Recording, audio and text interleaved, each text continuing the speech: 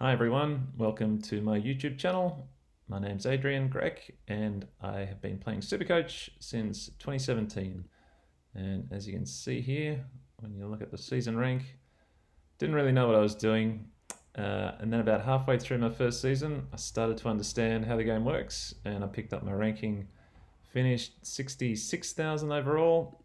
And then as the years went by, just steadily improved that. Next year was 23,000. The year after that, I think I got close to the 10,000 mark. Yeah, 9,500. 2020, I think was around the same. Oh, 6,000. I think I slipped back in 2021 to about 9,000. Oh, 13. That was a poor year.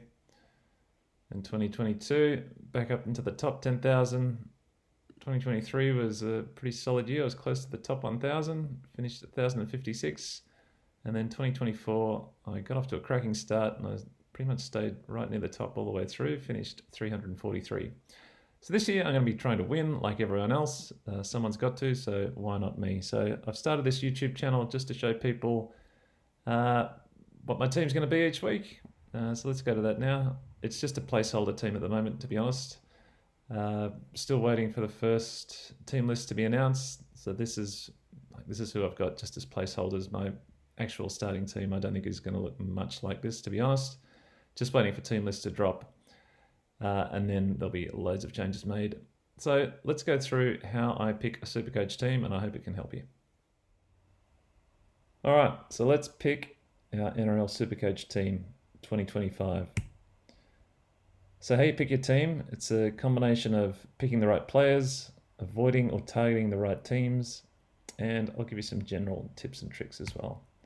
So firstly, let's start with players. How do you pick your players? The most important thing you want to do is try and identify players who are going to have a big change in minutes or a change in role or a change in teams. So a few examples here. Terrell May has gone from the Roosters to the Tigers, but he is set for a big increase in minutes per games. And he's a bit of a gun, so he'll be one of the first picked in my team.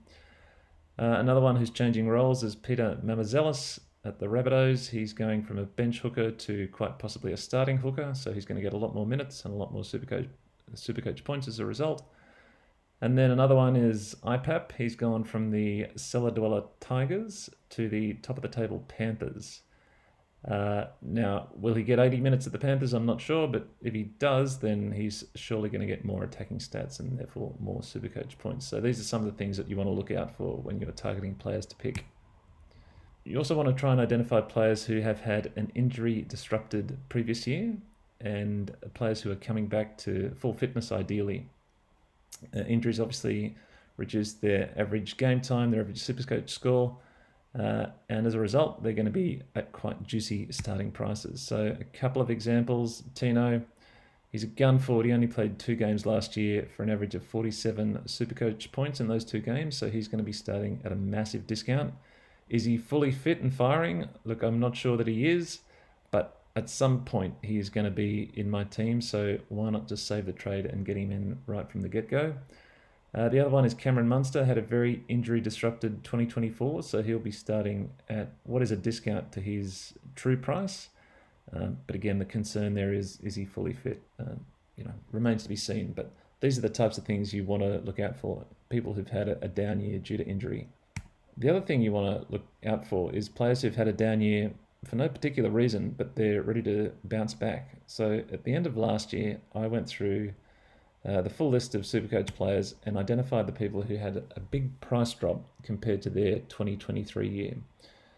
So I'm not suggesting you should pick all of these. I'm obviously not going to pick all of them, but these are a list of players whose 2024 end price was a lot lower than their 2024 starting price. So one or two that I would like to highlight is Payne Haas. He's an absolute gun. He had a bit of an injury-disrupted year last year, and Brisbane had a pretty down year generally, so his attacking stats were down. I think he's going to be much better this year, and he's ultimately going to be in my team, so it might be worth saving the trade and just getting him in from day one. The other one is Greg Marzhew, a gun. He went from a heap of tries in 2023 to not many tries in 2024. I don't think that trend's going to continue. I think Newcastle are primed to bounce back, so he's one that's going to be in my team for sure. Adam Reynolds might be another one. He also had an injury-disrupted season. He is a gun halfback.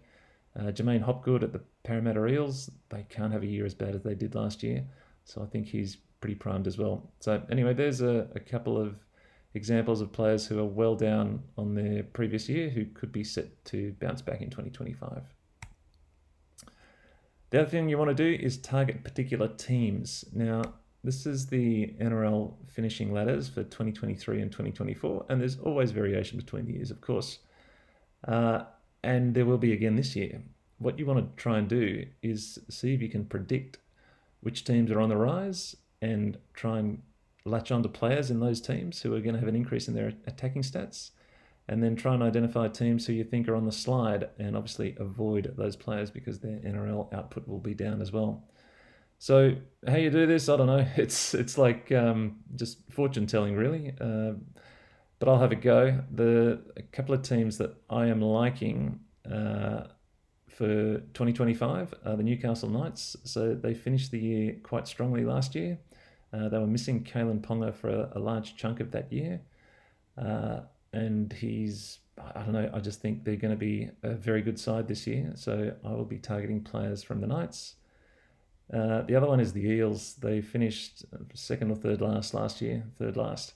They're a better side than that. I know they've lost Gutho at the back, but I just feel like there's going to be players like Jermaine Hopgood I mentioned earlier who are just going to have a much, much bigger Supercoach output this year because their team will be more attacking than they were last year. Now, at the other end of the scale, there are going to be teams who invariably will slide down. One of the ones who I think will slide is the Roosters. They finished third last year. I don't think they'll be anywhere near that again this year, so I will generally be avoiding Roosters players with, possible exceptions. General tips and tricks. So the first tip I'll give you is team lists are hard to predict, so don't waste too much time in your off-season worrying about who's going to start for particular teams or what cheapies might be set to start. It just, I've done that every year, and every year Team List Tuesday comes out and I'm like, well, that was a waste of time because it's just thrown up so many unexpected players and I have to completely dismantle my team and rebuild it again. So save your time and energy. Don't worry too much about your team in the off-season. Just wait for Team List to come out. And then with round one being a split round now with 4 teams playing in Las Vegas, my tip here is if you've got a player who you want to pick who's playing in Vegas but you're not quite sure, you're a bit on the fence, my tip is to just leave them out if you're in any doubt at all, because invariably when the other team lists come out from all the remaining teams, there's going to be at least a few surprises, a few cheapies that you didn't see coming, and you're going to be more likely than not, you're going to be wishing that you had some more room in your team for these unexpected announcements in the rest of Team 1. So with the 4 teams playing in Vegas, if you want to pick players in those teams, of course, pick them, absolutely. But if there are any that you're on the fence about, my advice would be to just leave them out if there's any doubt in your mind. Some more tips. Buys are critical. The buy rounds are where you can make up enormous ground on the other players in Supercoach. And it's never too early to start thinking about them, so you can start planning early. The other one is save your trades. Every year in Supercoach, I get to the end of the year and I just wish I had 1 or 2 more trades. I'd do anything for 1 or 2 more trades. So again, my advice, if you want to take it or not, don't overtrade early in the season. Don't go ballistic with bringing in and swapping your entire team out after the first few rounds, especially after round 1. After round 1, there's always some player who scores 2 or 3 tries, has an enormous score, and everyone's like, oh, this guy's going to go up in value enormously. And then he comes out in round 2 and does absolutely nothing, and you've brought him into your team and wasted your trade. And the final thing is, your opinion matters most. There's going to be lots of gurus and experts out there who are telling you to bring in this player or that player. My advice, don't be swayed by the others. You trade in who you think is best, or you captain who you think is best. It's like an awful feeling when you've brought in a guy based on the opinion of someone else and he turns out to be an absolute fizzer. So just stick to your own opinion. And the final part is, look, good luck. There's a lot of luck in Supercoach. There's expertise and skill and all the rest of it, but there's so much luck. Some weeks things go your way, some weeks they don't. Don't beat yourself up. Just roll with the punches. Alrighty, there it is. I'll see you in the next video, and good luck.